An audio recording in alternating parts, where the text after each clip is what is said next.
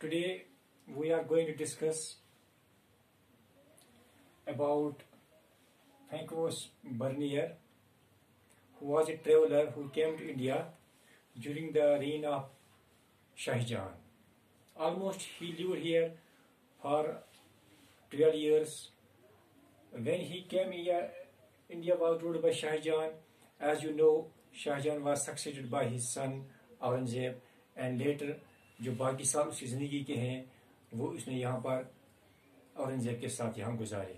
تو یہ آپ کو آپ کی جو بک سیکنڈ ہے اس میں سے تھیم جو ففتھ تھیم ہے through the eyes of travellers, تو اس میں یہ انکلوڈ کیا گیا ہے.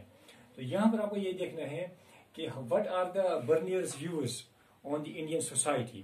فرسٹ آف آل آپ کو یہ دیکھنا یہاں پر ہے کہ جب وہ یہاں رہا تو یہاں پر جو بھی کچھ اس نے لکھا دو چیزیں آپ کو اس میں دیکھنی ہے. First of all he wrote here through the eyes of a westerner, یعنی ایک مغربی کیسا دیکھتا ہے ایسٹ کو. تو first of all he was a sort of پری آکیپائڈ کہ جہاں بھی کچھ یہاں وہ لکھے تو وہ اس طرح سے لکھے to show the superiority of West on the East, West کی سپیریئرٹی کو دکھائے ایسٹ پر. اور سیکنڈ بات یہ تھی کہ he would compare what he saw here, he compare it with the west prevalent at that times at west, particularly in the French society. تو اس نے یہ اس نے ایک قسم کی کا ایک کمپیریزن کیا. اور پھر اس نے جو بھی یہاں دیکھا اس نے ایک لیٹرز لکھی. لیٹرز میں اس نے ڈاکومنٹس لیٹرز ڈسپیچ کیے وہاں اپنے جو دوست تھے، سم بیوروکریٹس، سم منسٹرز، سم فزیشینز. تو وہ خود ہی ایک ڈاکٹر تھے، تو اپنے پیشے کے لوگوں کو اس نے لکھا what he saw hair.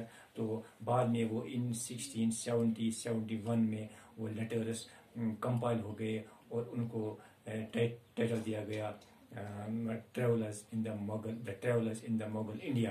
Mughal India میں جو ٹریولرز اس نے کیے ان دی مغل امپائر، جو اس نے یہاں ٹریولرز کیے ان میں لکھا گیا. تو اس میں سے آپ کو جو اس سال کے سلیبس میں ہے، آپ کو 12th کلاس کے سلیبس میں وہ ہے first point, that is private ownership of land. First of all اس میں سے آپ کو کیا دیکھنا ہے، تو according to Bernier there was no concept of private ownership of land. یعنی ایشیا میں، انڈیا میں اس نے دیکھا یہاں جو زمین تھی it was owned by the emperor. Whole land was owned by the emperor. The land was not distributed among the cultivators. حتیٰ کہ اس وقت جو ویسٹ میں تھا، ویسٹ میں یہ تھا کہ جو لینڈ تھا وہ لینڈ جو تھا there was distributed among the cultivators. But here وہ کیس یہاں نہیں تھا، but land was owned by the ruler himself and then he would distribute it among his nobles، اور نوبلز اپنے طور سے اس کو کلٹیویشن کر سکتے تھے. یہ کچھ اس نے یہاں ریز کیا کہ جب یہاں concept of private ownership of land نہیں ہے تو جو لینڈ کلٹیویٹ کرنے والے تھے، لینڈ لارڈز تھے یا کلٹیویٹرز تھے، وہ ایشور نہیں تھے. اس لیے وہ کیا ایشور نہیں تھے کہ ان کا جو لینڈ ہے it is temporary, they own it temporary, یعنی ٹیمپریری ان کے قبضے میں ہے، بعد میں ان سے یہ لینڈ لیا جائے گا. اس لیے وہ کیا کرتے تھے، وہ اس لینڈ پر لانگ ٹرم انویسٹمنٹ نہیں کرتے تھے. یعنی اس لینڈ کو یہاں سے پروڈکٹیوٹی زیادہ ملے، اس کی فرٹیلیٹی بڑھے، اس پر وہ خرچہ نہیں کرتے تھے. اور دوسری بات یہ تھی کہ ان کو یہ خوف تھا کہ آگے ان کے بچے ہیں، دے could not inherit this land to their sons, to their new generation. یہ دو باتیں جس کی بنیاد پر وہ اس لینڈ پر کچھ خرچہ نہیں کرتے تھے، اس کی پروڈکٹیوٹی پر، اس کی فرٹیلیٹی پر بڑھانے کے لیے وہ کوئی کوشش نہیں کرتے ہیں. تو اس وقت یہ برنیئر لکھتا ہے کہ ڈیو ٹو دس ریزن کہ اس پر جو لینڈ اونرز تھے وہ ایشور نہیں تھے کہ وہ اس لینڈ پر کو آج کچھ خرچہ کرے کل ان کو کچھ مل سکتا تھا. It prevented the emergence of improving landlords. یعنی اسی سے یہ وجہ ہو گیا کہ کچھ لینڈ لارڈز وہ اس لینڈ پر محنت کرتے، اس سے ان کو پروڈکٹ ملتے، وہ ان کی کنڈیشن بہتر ہو سکتی تھی. تو یہ کہتے ہیں کہ یہ برنیئر کہتا ہے کہ اس کی یہ وجہ ہو گئی. اس کے بعد جو وہ لینڈ لارڈز ہیں ان کی خوشحالی میں کوئی چینج نہیں آ گئی. Second part that is uniform ruination of agriculture. اس سے دوسرا یہ فرق پڑا یہ کہ آن دا ہول جو یہ کیا بولتے ایگریکلچر تھا اس کی رونیشن ہوئی، اس کی یونیفارم رونیشن ہوگی، یعنی اس کی خستہ حالی، اس کی تباہی ہوگی، کیونکہ اس کی بہتری کی طرف کوئی توجہ نہیں لگی due to this main point that they were not owners of the land. اس لیے جب ان کی زمین اپنی تھی وہ اس پر کچھ خرچہ بھی کرنا نہیں چاہتے تھے. یہ بھی ہو گئی یہ جو پروڈکٹیوٹی، یہ تھا یہ ایگریکلچر، اس کی یہ رونیشن ہو گئی. Third part that is excessive oppression of peasantry. جو پیزنٹری تھی، جو اس لینڈ پر کام کرنے والے تھے، ان پر ایکسیسو دباؤ آ گیا. کس کا دباؤ آ گیا کہ ان کو کتنا ملے، کھیت سے کیا ملے، لیکن ان کو بہرحال ٹیکس دینا پڑتا تھا. ٹیکس ان کو دینا تھا اور ہارش طریقے سے ٹیکس لیا جاتا تھا. اس لیے کیا ہوتا، چونکہ اس پر جو لینڈ لارڈ اس زمین پر کچھ کرنے کے لیے تیار نہیں تھے، لیکن ان سے ٹیکس وغیرہ برابر قیمت پر، وہ برابر ریٹ پر وہ لیتے تھے. اس لیے یہ بھی ایک پوائنٹ تھا that is excessive oppression peasantry and continuous decline of standard of living. تو اس کا یہ ایک لازمی ملزوم اثر یہ ہوا، وہ یہ تھا کہ جو لینڈ اسٹینڈرڈ آف لیونگ تھی it declined. The standard of living on the whole in the whole country it declined. یعنی زندگی کا جو معیار تھا وہ اس کی وجہ سے گھٹ گیا. کہ جو یہ کیونکہ اس was the backbone of this agriculture was the backbone of the state economy. جس کی وجہ سے جب اس میں رونیشن آ گئی تو اس طرح سے جو زندگی کا جو معیار تھا وہ گھٹ گیا. یہ تو وہ پوائنٹ کرتا ہے raise on the its effect on economy. پھر اس کو بولتے ہیں سوسائٹی پر اس کا کیا اثر پڑا. یہ برنیئر لکھتا ہے کہ سوسائٹی پر اس کا کیا اثر پڑ گیا. تو اس میں وہ بولتا ہے کہ اٹ از وہ کرتا ہے یہاں کی جو سوسائٹی کہتا ہے کہ it is undifferentiated mass of امپورشڈ people. کہ یہ کیا تھا، انڈیفرینشیٹڈ ماس آف امپورشڈ پیپل. یہاں پر ایسے لوگ تھے، لوگوں کی جو اکثریت تھی وہ غریب لوگوں کی تھی، poor people کی تھی. as the society was ruled by minority of rich people that was king, his nobles and big landlords. جو یہ تھے تو وہ رول کر رہے تھے. but they were in microscopic majority, they were few in number, but the people on whom they were rulers they were in majority. تو اس لیے کہتا ہے کہ جو عام اکثر لوگوں کی تھی وہ غریبوں کی تھی. اور اس کے ساتھ ایک اور پوائنٹ وہ ڈسکس کرتا ہے that there was no middle class. ایک پوائنٹ وہ یہ ریز کرتا ہے کہ اس حالت میں یہ بھی تھا there was no rise of middle class. اور وہ اس پر افسوس بھی کرتا ہے کہ at that time when he was writing these letters کہ اس وقت یورپ میں ایک اچھا خاصا مڈل کلاس ہے ڈیو ٹو دس فیکٹر کہ وہاں پرائیویٹ اونرشپ آف لینڈ ہے، وہاں پر ایک اچھا خاصا مڈل کلاس ہے. اور یہاں انڈیا میں، ایشیا میں وہ مڈل کلاس نہیں دیکھ پاتا ہے. اور یہ بھی وجہ ہے کہ سوسائٹی میں middle class is missing due to this main factor. اور اس کے بعد وہ کچھ باتیں کہتا ہے کہ ہیئر ہم نے ہندوستان میں دیکھا، انڈیا میں دیکھا the king is only the king of beggars barbarians. اور وہ کیا ہے، یہاں کا جو بادشاہ ہے وہ کیا بادشاہ ہے، اس کے جو انڈر جو لوگ ہیں وہ سب غریب لوگ ہیں، وہ بیگرز ہیں، باربینز ہیں، ویشی لوگ ہیں، غریب لوگ ہیں. حتیٰ کہ وہ جب وہ جو کہ میں نے آپ کو پہلے بتایا ہی واز پری آکوپائڈ، وہ یہ پہلے ہی لکھنے کا ارادہ کیا تھا کہ مجھے دکھانا ہے کہ یورپ کی سپیریئرٹی کو دکھانا ہے اس ایشیا کی